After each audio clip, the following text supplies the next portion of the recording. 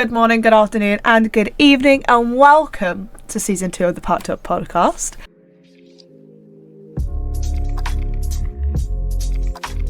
If you have been with us for a while, then you might know that we had a little thing called Parc'd Up, which is our little podcast thing.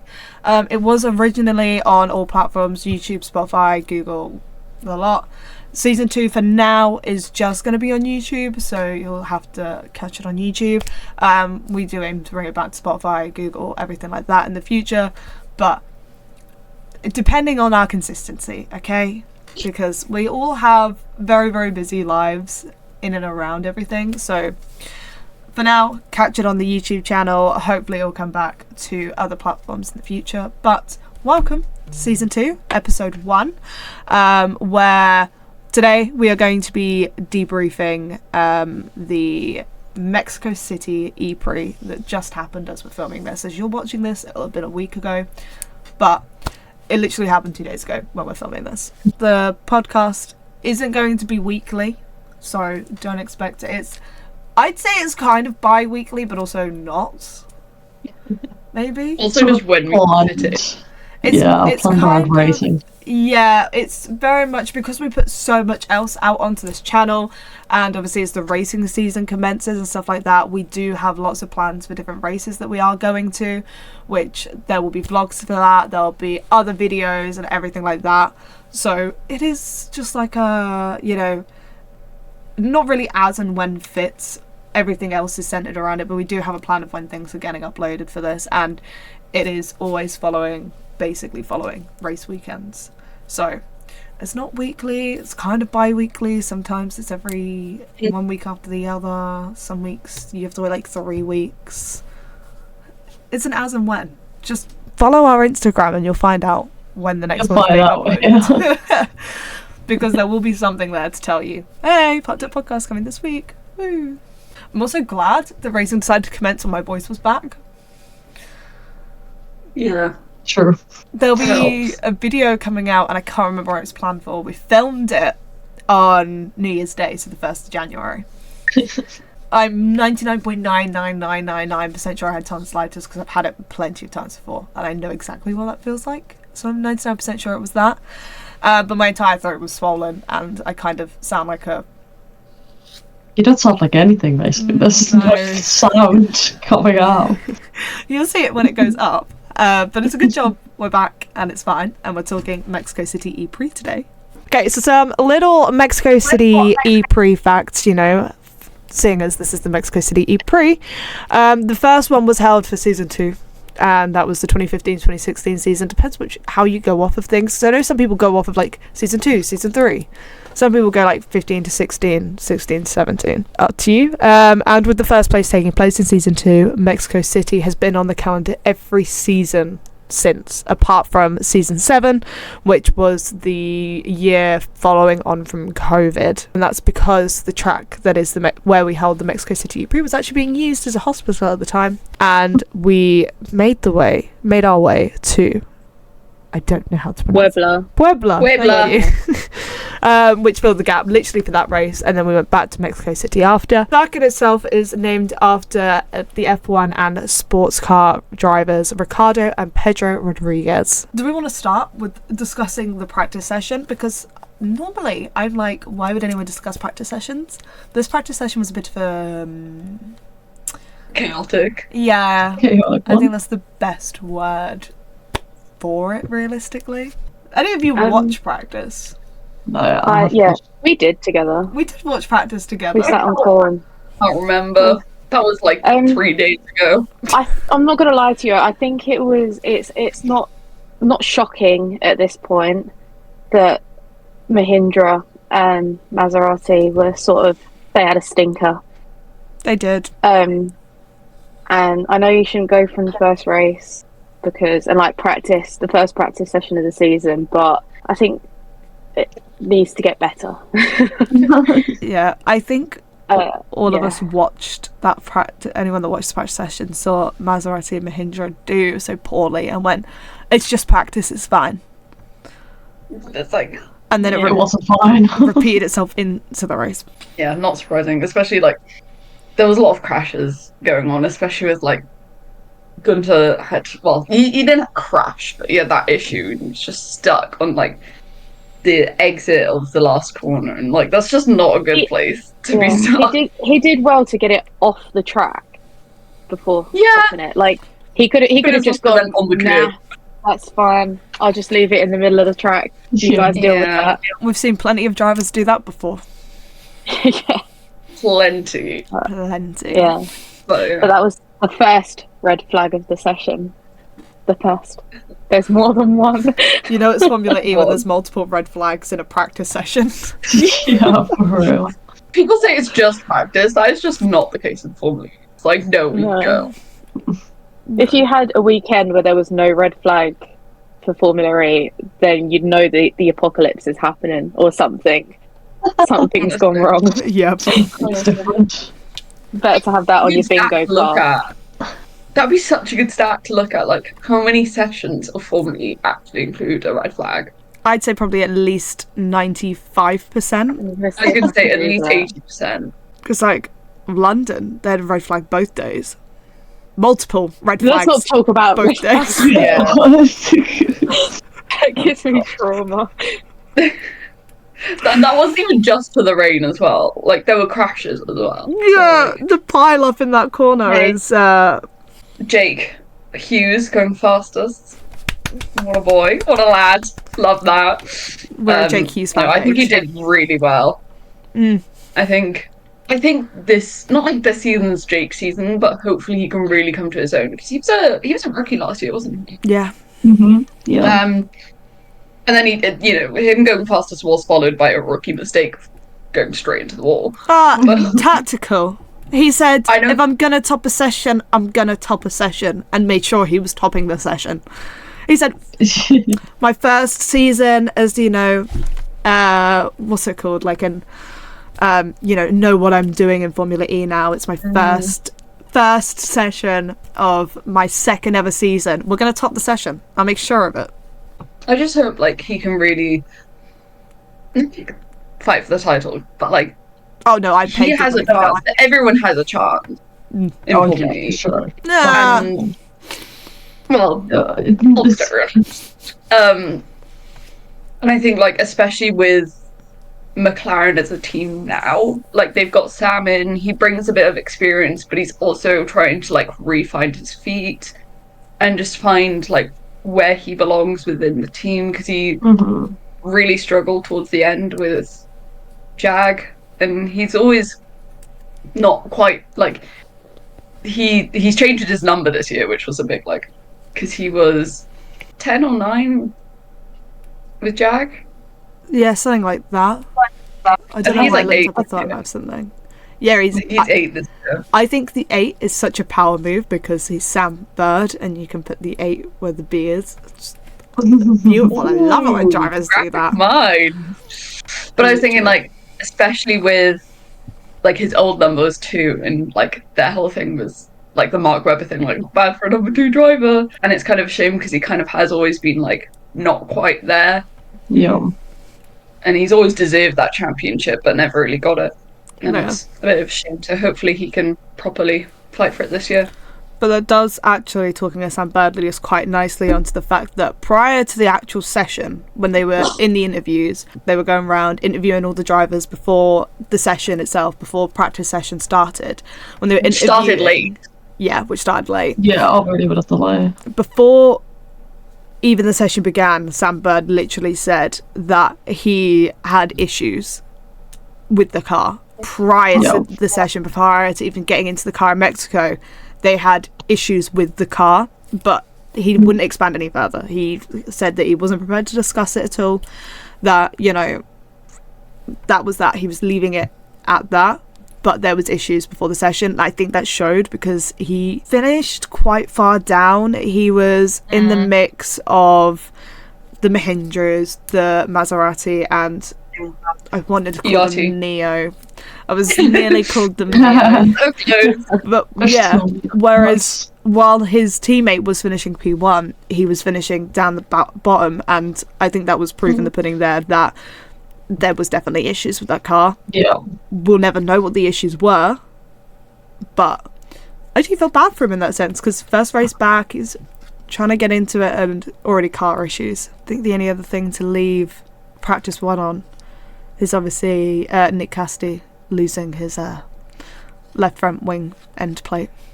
I have one of them up on my wardrobe. Not Nick Cassidy's. I think it's Sergio Sette cameras, but typical Formula E fashion for 2 red flags and a bunch of damaged cars, really. Yeah. And that's why we love her. I love testing the eyes. I love bumper cars. Bumper cars. I found a stat for the red flags. Okay. Oh, give it to me. So, the first red flag in Formula E didn't come until season 4. Oh. Mm-hmm. Oh, that is surprising. Were red flags actually. just not a thing? Or... And well, no, it just took until season 4 for like a red flag. They just sending never went back markers after. out and, and then under racing conditions, because I couldn't find it for like practices and that, but under racing conditions, over 9 seasons, so not including this year's one.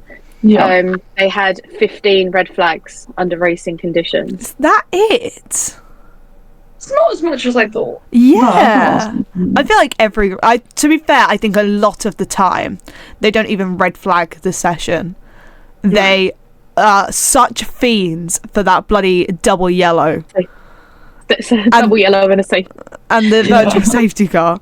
Oh my, the amount of... If I accumulate all the times I've sat and watched a Formula E race where I'm just watching the yellow conditions, I could have easily climbed a mountain and back again. I don't know which mountain, but a mountain indeed. No, I remember the whole time why is there a yellow? Show us the yellow. Why is the yellow? Yeah, they never show us the yellow. They don't show us the yellow. I've just sat there sometimes my intuition just knows. Yeah, you watch the name tumble down the standings, you go, oh, you're the There they yellow. are. Bye. Hi, bye. It was quite an interesting qualifying, I would say. Group 1, the Grossi crashed. Didn't really get in the way of Dan Ticktum's lap, which he was not happy about. I don't know if he had the speed to go through in that group anyways, but obviously it's just a shame to see a lap being impeded by, I think it was debris or something that he ran over, and it was just... Look, okay, I get it. He's back on the grid, but he's not always the problem. Yeah, literally. He literally wasn't not a problem at all. Group 2 was actually very exciting. That was really close group.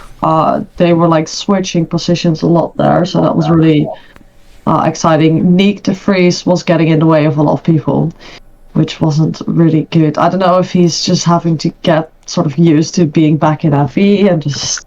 I think it's... I don't know That's going to be hard. what it was, but it just... He was everywhere in people's ways. He's reminding everyone that he's back. He's sitting around going, "Get used to me. Hello. I'm here. Hi, I'm back. Literally all of any past radios in Formula E about Nick is him getting in the way. You're taking people's Yeah. way. I was going to say, That's it's not just him. uncommon. It's just him, and I stan him for it. Pop off, King. Fuck everyone up. Literally. He knows for a fact he's not going to be the one there. Because... ultimately, the Mahindra is one of the slower end cars. Obviously, it's not like Formula 1 where you have very distinct, last season when you look at it, there was Red Bull, and then Mercedes and Ferrari and McLaren are kind of here, and then Aston Martin a little bit further down, then, and then right at the bottom, you have, Haas and whatnot. I was going to say Williams, but Williams actually did all right last year. They didn't do too bad. Alfa Romeo, on the other hand. Yeah. It's not like Formula 1 where you have that distinct, you have 4 or 5 teams who are really, really good and can have really, really good cars, permitting the circumstances. But then you do just have cars that just aren't as good, but you could never write off those cars completely. Mahindra is in that lower section where they're not as good as some of the other cars. You can't rule them out. They could still potentially win a race because literally anything can happen in Formula E. If those top 12 per se, all overused their power and got happened disqualified. Yep. Which happened before. And Nick just so happened to be the fastest of the other 10. He'd have won the race. Yeah, or like big pile-ups. We had like pile-ups where every single car was just under and over each other. So anything can happen. Literally. Anything. And our driver That's the still one thing- didn't finish on the podium. That's my one thing with like the graphics when you're watching it, is that when it drops to 0 and it goes red and they haven't crossed the line yet, and I'm like, you spend the next like 10 minutes going, oh my god, did they actually finish it? Yeah, literally. You can't actually celebrate. Yeah, you can't celebrate for a good sort of like hour afterwards because you're waiting for the penalty to come through. The official race results to come out. Yeah, obviously with quali, all eyes, but a lot of people were looking out for Jake Dennis because he won the championship, so everyone was like, oh, what can he do this year, obviously. I don't know what happened in that last run in his in the group one, because he was so quick. He had a purple sector 1, and then something happened in sector 2, and he just went straight for the pit because he knew his lap wouldn't matter anyway. So he went into the pit lane, and he didn't make it out the group stages, which is surprising for a former world champion. Like, hoping he does good again. You're like, where is he? What's he gonna do this year? And then he just ends up not even doing the duels, which. Surprising. I think something that's quite good to note for people who are watching this, if they've never really watched Formula E before this season, or this is their first season getting into it, or whatever, the likelihood of us having a back-to-back champion, or even somebody that wins the championship more than once, is very, very low. Yeah. As in, we're now in season 10, so from seasons 1 to 9, we've had 8 different champions. Yeah. Yeah, 8 different champions. Yeah, Jean-Eric Verne is the only person to have won the championship twice. Yeah. He won it back to back and then hasn't won it since. So, you know, you get lots of champions. Why are you looking at me like that? Because I always like, did Boemi win it twice? No. He did, but I don't think he won it back to back. He didn't win it twice. He won it once in season 2. I have it up on the screen if you would like. Nelson Piquet Jr. won in season 1. Sebastian Buemi won in season 2. I believe you. Lucas de Grassi won in season 3. Jean-Eric Verne won season 4 and season 5. Antonio Felix da Costa won in season 6. Nick de Vries won in season 7. Stoffel van Dorn in season 8. And Jake Dennis in season 9. Voila. Makes sense. I can name the Formula E World Champions very easily. Dennis had problems with his brakes in qualifying. So he went wide at the hairpin at turn 5. Right. It is most definitely the world champion curse. I feel like we should make this a rumor that there's a world champion curse. I think that is a thing. It has to be. Because how we had one back-to-back champion? Because, like, you know, realistically looking at this, Nick de Vries won his championship, right? The first ever Formula E World Championship in season 7. In season 8, he finished like 15th or something like that. 9th, 15th. It's one of those random numbers. Like, literally the season after, same car and everything. Yep. Like, same team, same everything. Everything the same. Yep. So, but if you look at most drivers, when they win the championship, they don't finish very high the second year. Like Stoffel van Dorn won in season 8. He was basically, he moved teams, obviously, but he was still nowhere to be seen in season 9, realistically. Yeah. We really need to do more conspiracies. We do. Oh my god, the Formula E curse coming soon. Really watched the duels, to be honest, but what did stood out is obviously Pascal Wehrlein taking pole position, being really quick, having a good car. And then there's Antonio da Costa, which is in potentially the same car, who was nowhere, which is weird. Was it like this the start of last season as well? Like, it was very much like the two Porsches were completely sort of like here and here. Yeah. And the two Andrettis were like here and here as well. It was something with the powertrains. It just, like the start of last season, it just seemed... It's a Porsche thing. Yeah. Yeah. Oh my god, I just remember something about it. I was trying to remember who's in the other Andretti last season, and I was like, oh my god, like it was Andre. It was Andre last year. Yeah. Mhm. And I'm like, how was that the start? Yeah. No, yeah, completely.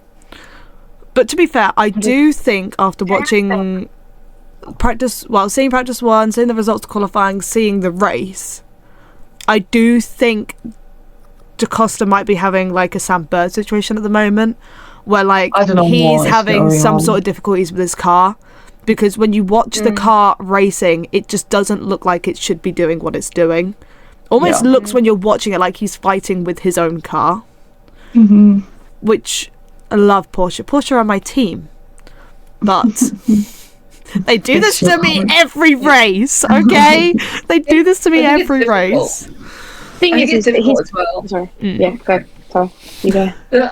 Like Antonio's got such an aggressive driving style. Like he's always like, you know, really going for it. So like it's kind of hard to differentiate when he's battling the car or just driving and happy. But like he like I think we could all tell like something was right. Mhm. I don't know what it was, but I think, yeah, well, I was going to say, I think he's won in that Porsche. Like, Cape Town was one of the best races I've watched because he battled his heart out and he showed that he can drive that car and that car can win. I just think, obviously, everyone's coming out of, like, the winter break and everything. I think some just warm up to the racing quicker than others. Mhm. And I think it's also, if they've done anything to the car, they've got to test it out on some race. No amount of sort of sim work and that lot is actually gonna, you know what I mean. I can't think of the word. My brain's not will be working. representative. I can like, fix her. You can do any, like, all the amount of sim work, but it'll never actually sort of replace racing. To be fair, actually quite sad for me because I really like Mitch Evans and I want him to do really well this year. I want him to get a Formula E World Championship. He's like my version of like Katie's Barrichello. Like in my head, I'm mentally convinced that Mitch Evans Literally, has a no, world same. championship in Formula E, Me too. but Makes so he much sense. doesn't, and it shocks I me. know. Nick Cassidy was very surprised this weekend how quick they were because he just felt like they weren't on it this weekend and were quite quick in qualifying. Envision just looking very, very quick in general. I'm glad. Yeah, probably going to be Like I feel like Envision, Jag Envision. like I feel like Envision just like haven't. I can't even remember like what happened with Envision last year. Oh yeah, actually they were quite good last year. I take back everything I said. Wait, was It's Envision just- Envision terrible. last year? Was that Boemi and Nick Cassidy? Yeah. As in Yeah, I remember what's the happened. Now. Boemi that took his teammate out so his teammate wouldn't win the World Drivers' Championship in Vision Racing that did really well last season. It was. So it's yeah. also Envision Racing that won the team's championship. Envision Racing. I'm like, they're terrible. So I'm convinced somebody took him out. We'll Yeah. get to that. We'll get to that. The ghost of Mexico City circuit. No more Formula E conspiracies. Jake Hughes being the quickest of the Nissan powertrains. Go Jake Hughes. This is definitely Kate though, this because she put difficult settling back in for Nick. By the way, thank you Kate for the assistance in writing things down while we were all busy. It's always going to be difficult when you settle back into Formula E after Formula One. Yeah. So many people say all of the time that have driven an F1 car, even in a practice session, that no championship ever prepares you for Formula One because every single series is set up so differently to F1 that you could think you're prepared to do it and you're not, and then you got to kind of go back to what you're not been used to. So and he's not really realistically in the best car either, so it doesn't make it any easier to settle. Yeah. But I think that's also why Daruvula hasn't settled in his. It's normally for rookies anyway, they're obviously slightly off the pace because all these other people have so much more experience. Daruvula has not done awful, however, you know, he's in a difficult setting to be able to settle. I'm not saying the Maserati is terrible, not saying the team's terrible, because I actually feel like, you know, when you watch a team, I feel like the Maserati team feel like quite close-knit, and I think it's really cute. I actually watched the race. Surprisingly.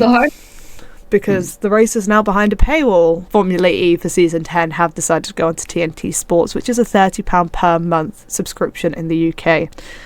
And it went from being on Channel 4, which is free in the UK. There has been a lot of debate up for this, and I personally don't think it's the right decision they've made. But obviously they've made that decision for a reason. I think it's a slightly premature decision, because I don't think they've created a solid enough base of fans and viewership to warrant that yet. We cover this in like the new the video we've got coming soon, but I think with Formula E they kind of just stabbed themselves in the back, which they really don't want to be doing. Yeah. I think last year the London experience had changed from the years before that. It was a little bit more pricey. We had to, you know, it just became a little bit more difficult to then do this year. Like, obviously, I don't know what it's like to view in other countries. I don't know what you have to pay for it. But the fact you have to pay for it when they're not, like, Formula E is not really that sought after unless you're a massive fan. And then when you are a massive fan, a lot of it is younger people and can't afford that. Like, I couldn't afford that. Luckily, my family have TNT Sports because we watch a lot of sports. But if, say, I was, you know, I am in uni, say my family didn't pay for that, I'd be like, well, can't watch it anymore. Thing is that people are just going to go and try and watch it in illegal streams. Like, they're just going, and then it completely defeats the point of doing a pay view, like a paywall thing. So, or used a VPN and just dealt with the fact they couldn't listen to it in their language. So. It's just, you know, the people that want to watch it. It's better listen to it in a different language. Like, I'll rewatch Monza in a French commentator any day. The fact that Sergio didn't even make the grid on the first race. Yep. Felt like it couldn't go worse for Yati Neo, you know. Yeah. Because they've never been a top team. Well, they have competed in Formula E for ages, but they've, you know, now they're just not. They're not up there, and it's just not something they need. Like, they need to be able to make the grid. I mean, when it's the powertrain, like, it's not fully their fault. Like, things just happen sometimes. Powertrain stuff can happen like anytime. I think we all know that. Like, it happens at the worst time sometimes, but when it's been raced on or competed on like the whole weekend, and then just before the race it like hunks out, like, that's just not normal. They're practically out of the running anyway, but they need to try and get. You never know, we could have Dan Tickton masterclass any day, and then it's over for everybody. Literally. The day that man steps foot into a car that, you know, I say is built around him, because you have to build a car around a racing driver. You can't build a racing driver around a car. The day he's got a car that's fully built around him with a decent fucking powertrain, it is over for every single one of them in Formula E. They are not ready. Because he is a terrifying man on track. Because he does not care. If he's going for something, he will go for it. You either stay in his way or you move out the way. The situation you'd be in if you're against Dan Tickton in Formula E. The problem is I think this is, you know, controversial, that Formula E drivers put up more of a fight than Formula 1 drivers, and like a whole. So I'm not talking like Lewis Hamilton, because that man will he will put up a fight with anybody that tries to come up to him. However, if you look at the percentage of drivers in Formula E compared to Formula 1, that if they were faced with a man in a much faster car coming very quickly behind them, more chance that a Formula E driver is going to defend for a longer period of time than a Formula 1 driver. But I think that's because, it's also because you can in Formula E. Oh yeah, because if you smack into the side of a Formula E car and you lose a bit of the car, it's not the end of your race. Yeah, that's fine. You just keep going. Just keep fighting. Like, nothing else. That's why the fights are so great in Formula E, because they all just go for it. Bumper cars, as nobody calls them. By the way, who wrote the points for the race? I'm looking at point 4. Sorry. I'm not wrong. The next thing, like at the start of the race, Robin had an awful start. I was actually watching I thought he fully anti-stalled and we were gonna get another. Yeah. Was it Monaco? What was the race where it was like Edo? Was it the little pile up? Berlin is when it happened, because it was like one of the last rounds, and then someone stalled on the grid and someone hit them, and it was messy, horrible. So I thought we were going to get another one of that situation. Luckily, he managed to get away, but it was a terrible start. So I don't know what is going on with that Vision. Well, yeah, because he couldn't really get it going that much. He got it going, and he was racing around, making up a couple of places here and there, and then got a little tap on the behind and went spinning and bam. He didn't get tapped. He didn't get touched. They're up for debate. I watched the video and it looks like he was minorly tapped. But not in the sense it wasn't like it didn't look like it was a tap and then immediate spin. It almost looked like a tap and then he tried to regain control of the car after a minor tap and then sent it flying. So you could blame the other driver. You could just blame the car not being able to stay on track properly. I thought he went in like quite hot. Like, I don't know. That's just what I thought. Like, I thought he was going in like so hot, and then he tried to turn around the corner and it was like, nope, not happening. But then on the other side of that scale, Verline had an amazing start. I was watching. Yeah, he was. I thought he was going to do some like Max Verstappen stuff and just go away and lead, but he did really well. Also, the Porsche was looking really nice. I really like the purple. I love Porsche. The next bullet point, just for context, just says the crashy. Yeah, I mean, what do you? He crashed. That's you know.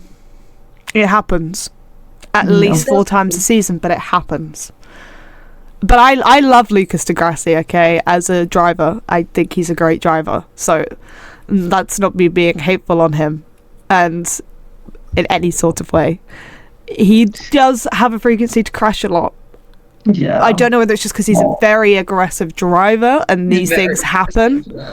He's the type of driver to take those risks. That's why, like, he's got enough experience to like know when he needs to do stuff and when he doesn't. But well, he's been in the sport since season 1. Well, yeah, Formula E, and then he's been racing. Yeah, forever. But like Formula E started 10 years ago, so he's been racing in Formula E for 10 years nearly. And then he was in F1 before that. Exactly. So he's got a lot of driving experience. So it's not because he's crashing because he's an experienced driver. I just think he's a very aggressive driver in a car that doesn't really can't really handle the aggression as much, which these things happen. He could have easily have been one of these champions that have back to back. But when he said no, I think genuinely, if that didn't happen though, not like I think that really affected his career, but like Buemi seems to thoroughly enjoy ruining people's chances at winning drivers' championships. I'm seeing a trend, and it's trending. Yeah, talking about people ruining people's races. There was no need for that statement. Well, Miller and Antonio, our man, was very busy. Antonio, I don't even know how this happened. He just had a shocking weekend. Eco around and put both of them out because Antonio managed to ruin his bloody suspension. He was just going to and it just did not do.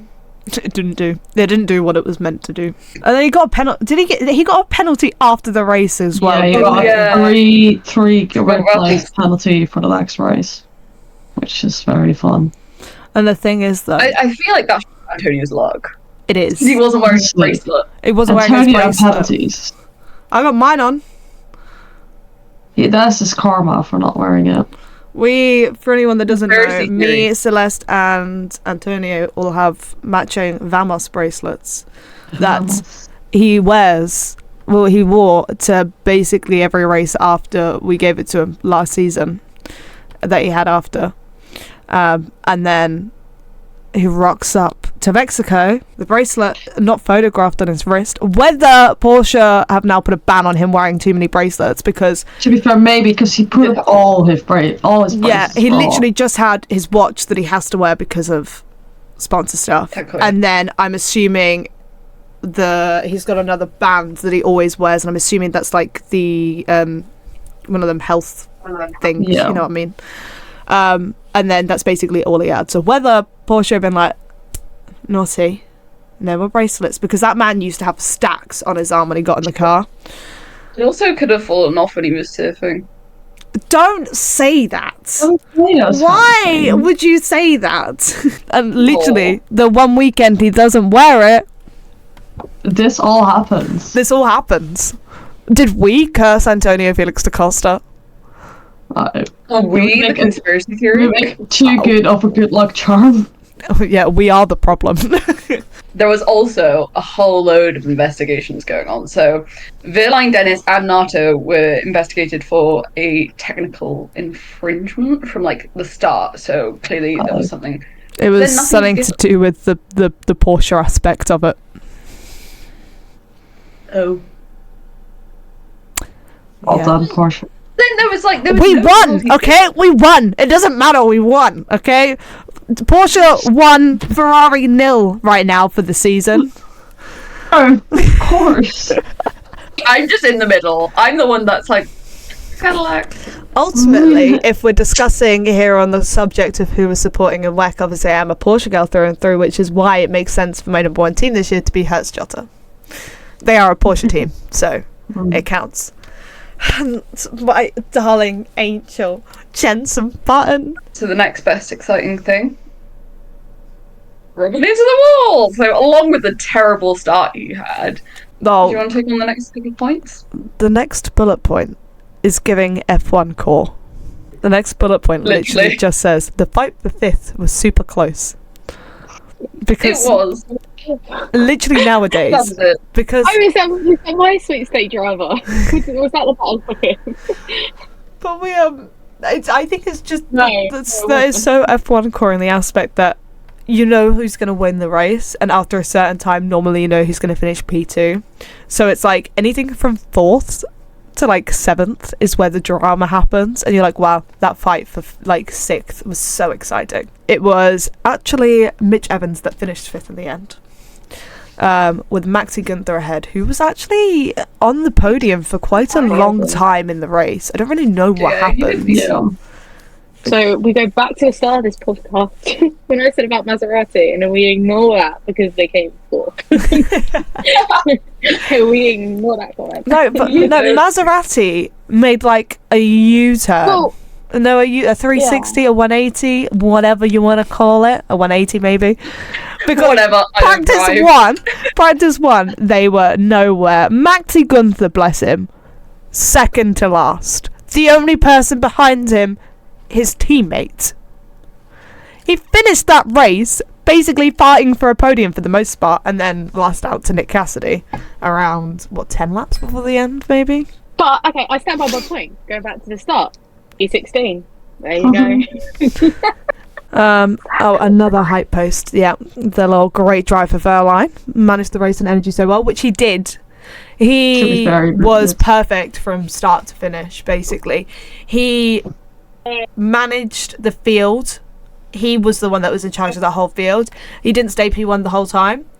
And I think that was his smartest decision, was to hold back every now and then and let Buemi go ahead, because he knows enough that Buemi is Yeah. going to try and get some time away from him, like get ahead of him, burn the energy while he maintains.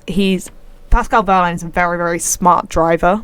My slander, not slander at the start, but my conversation about Mahindra, right? And then obviously everyone's saying about Nick didn't do very well.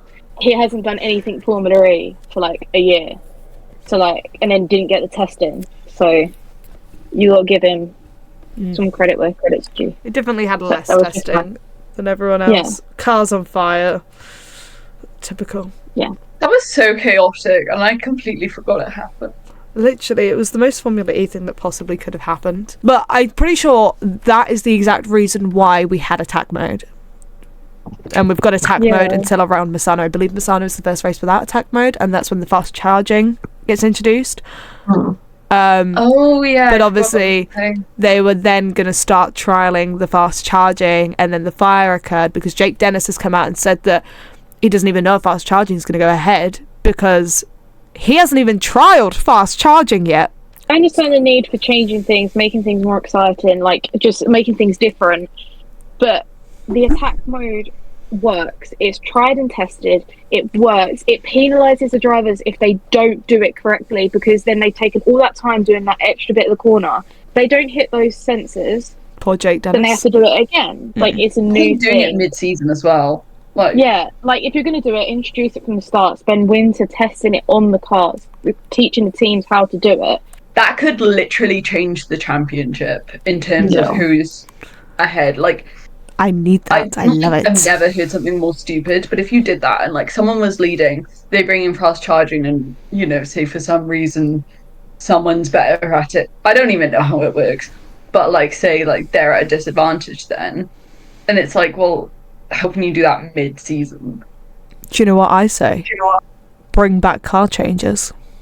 Oh, I would love to see that. Especially like, of course I'm going to bring him up, Alex Lynn, talking about... We went so long, guys. We went so long. We made it through a wet conversation without it. Earlier, and I was like, I should have. But I was like, okay, this is where I've actually heard this. He was saying like every time he'd have to do that, he'd like literally hit his collarbones. And like, just, he said he'd be covered in bruises after it. Yeah, so with Pascal Wehrlein winning the first race, he does add to... We'll be adding to a statistic. And if you were wondering, if this is your first year watching Formula E, thinking, does that first win mean anything towards knowing if he's going to win the championship? No. The simple straight answer then, no. Only 1/3 of the drivers who have won the first race have actually gone on to win the championship, which sustains that. That's 3 out of 9, so 1/3. I think I did the math correctly there. But that was Sebastian Buemi in season 2, Nick de Vries in season 7, and then Jake Dennis last season in season 9. For context here, not all of those races were at Mexico City, because Mexico isn't always the season opener. Things flitter and change. We never have like a set idea of what's occurring. And obviously with Pascal Wehrlein's win, that also means that he now is tied with Lucas de Grassi as drivers with the most wins at the in Mexico City. There we go. Drivers with the most wins at Mexico City. He almost had 3 at Mexico City, but then was naughty, so got disqualified. Yeah, he's won 3 races in Mexico. This is where things got very confusing, because he won in Puebla, thank you. Obviously in season 7, however, only 2 race wins at Mexico City itself. 2 different tracks, okay? I know it's confusing. 2 different tracks. So Pascal Wehrlein joins Lucas de Grassi there in being the only other driver to have consecutive wins at the Mexico City EPrix. But Lucas de Grassi, another fun fact of the day, he started 15th on the grid and went on to win that race in Mexico City, and that is the lowest position any driver has won an EPrix from. Thank you guys for joining us. I say Happy New Year. We've only posted 1 video so far this new year, and that was from last year. This is the kind of first video going up on the channel filmed in 2024 that's actually going up in 2024. So hello, welcome to the new year, welcome to a new season of the Parc'd Up podcast. We are so happy to have you guys here. Make sure you go check out our Instagram, Twitter, and our TikTok, which are all parcbem_. We're starting to gradually bring back more of the posting. We took like a little break across New Year's. If you are interested in watching our videos, they come out at 6 p.m. every single Friday here on YouTube, so check that out. Might be a Parc'd Up podcast, might be something else, but keep an eye out. And coming into the later part of the year, the mid part of the year, later on from what we are now, there will be some extra days of content, but you are going to have to follow our Instagram or subscribe to the YouTube to find out all about that. Yeah, don't forget to give it a like, don't forget to subscribe to the channel, give us a follow and everything, and we will see you guys next time. Ciao bella. Ciao, Bella. Ciao bella.